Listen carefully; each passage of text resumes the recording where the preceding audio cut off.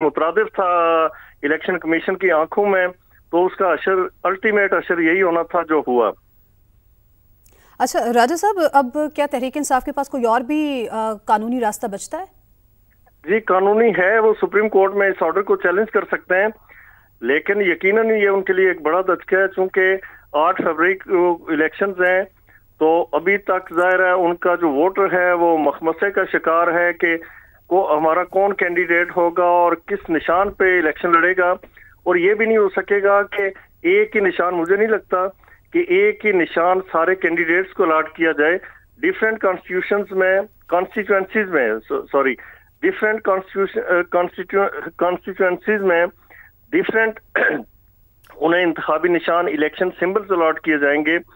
तो ये यकीनन उनके लिए, उनकी पार्टी के लिए सियासी तौर पे और इंतखाबी तौर पे एक बड़ा धचका है। और ये भी इसके अंदर है, ये भी थोड़ा सा इसको भी क्लियर करके बताइएगा राजा खालिद साहब। इनको दूसरे पार्टीज के साथ में भी मिलकर के करना होगा, मतलब ऐसे ही कोई निशान नहीं लिया जा सकता, कोई पॉलिटिकल पार्टी के साथ में भी अलाइनमेंट बनानी पड़ेगी। देखिए ना, पॉलिटिकल पार्टीज के साथ तो सुनने में यही है कि वो कह रहे हैं कि हमने सिर्फ जो PMLN है उसे किसी तरह का वॉक ओवर नहीं देना, उनका हर जगह मुकाबला करना है।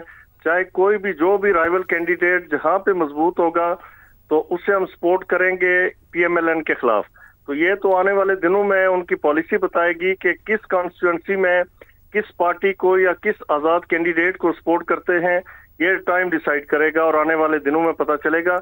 यानी एक मैं समझता हूँ कि PTI बेस ये जमात तो कभी भी वो एक ऑर्गेनाइज तंजीम नहीं थी, तो अब ज़ाहिरा उनका इलेक्शन में जाना वो इंतहाई गैर मुनज़्ज़म और अनऑर्गेनाइज्ड होगा। ठीक है राजा साहब, आप हमारे साथ मौजूद रहिएगा।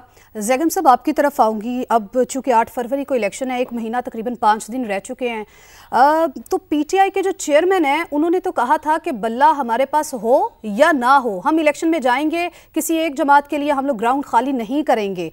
अब आपको क्या लगता है, PTI का माजी का रिकॉर्ड चेक करते हुए ज़रा इस पर रोशनी डालिएगा कि PTI अब क्या रास्ता इख्तियार कर सकती है या क्या ऑप्शन अवेल कर सकती है? सियासी जमातों ने एक सबक सीखा है तारीख से, और वो सबक ये है कि मैदान को किसी सूरत में भी खाली नहीं छोड़ना। ये उन्होंने सबक 1985 में सीखा था, जब गैर जमाती इंतखाबात हुए और पीपल्स पार्टी ने इलेक्शन का बाइकाट किया, तो उसके नतीजे में जो इंतखाबी मैदान था वो बदल गया। अगर कोई पार्टी, और बड़ी पार्टी, इंतखाब से बाहर चली जाती है तो उसका नतीजा ये निकलता है कि उसके जो वोटर्स हैं वो दूसरी पार्टीज के कैंडिडेट्स को वोट देते हैं। जब वो दूसरी पार्टी को वोट दे देते हैं तो इसका काफी चांस होता है कि जिस पार्टी को उन्होंने वोट दिया है फिर वो उसी के साथ वफादार रहेंगे जी। तो इसका मतलब ये होता है कि बहुत बड़ी तादाद में, लाखों की तादाद में, और यहाँ तो करोड़ों वोटों की बात है, वो अपने वोटर ही वफादारियां बदल सकती हैं। इंतखाब का जो मैदान है वो शक्ल ही बदल लेता है, तो इसका सियासत पे बहुत बड़ा असर पड़ता है।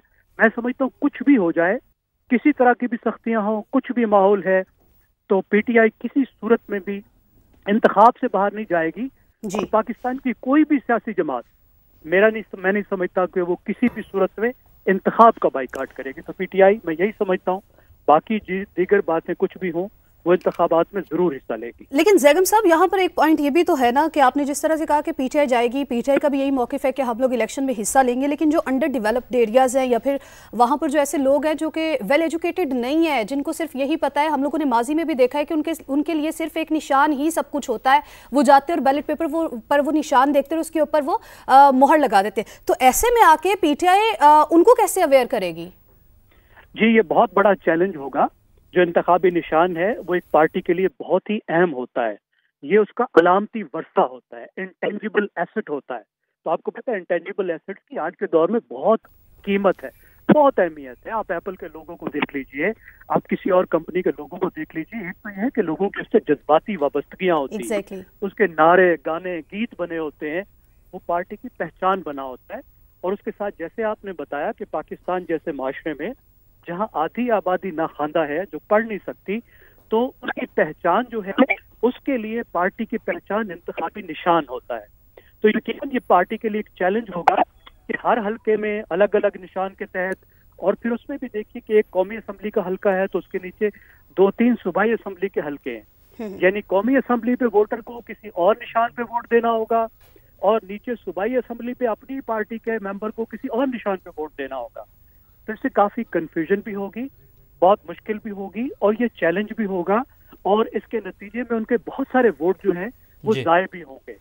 सही। ज़ैगम खान साहब, ये भी कहिएगा कि क्योंकि पीटीआई की जो मेन लीडरशिप है वो मंजर-ए-आम पर अभी नहीं है, वो मुख्तलिफ मुकदमात में सजाएं भुगत रहे हैं और हम जो देख रहे हैं जो लीडरशिप अभी सामने मौजूद है, क्या वो ये कैपेबल होगी कि इस चैलेंज से वो इसको फेस कर सकें और लोगों तक ये पैगाम पहुंचा सकें कि अब आपने कैसे वोट कास्ट करना है? आप बिल्कुल ठीक कह रहे हैं, ये काफी मुश्किल होगा, काफी चैलेंज होगी क्योंकि बड़ी लीडरशिप तो उनकी अंदर है और अब ये काम होता है कि जो मेन लीडरशिप है वो पैगाम पहुंचाती है उन लीडर्स का जो वार्ड की सतह पे, गांव की सतह पे, यूनियन काउंसिल की सतह पे मौजूद होते हैं, मोहल्ले की सतह पे होते हैं और जिनका वोटर के साथ बरह रास्त राब्ता होता है। इस वक्त चैलेंज ये होगा कि वो जो मैदान में वर्कर हैं, जो एक्टिव हैं, उन लोगों तक पैगाम पहुंचाया जाए और वो हर एक वोटर को आगाह करें, उनको निशान दिखाएं, उनको निशान समझाएं और उनको ये बताएं अगर जो ये बड़ी वाली जो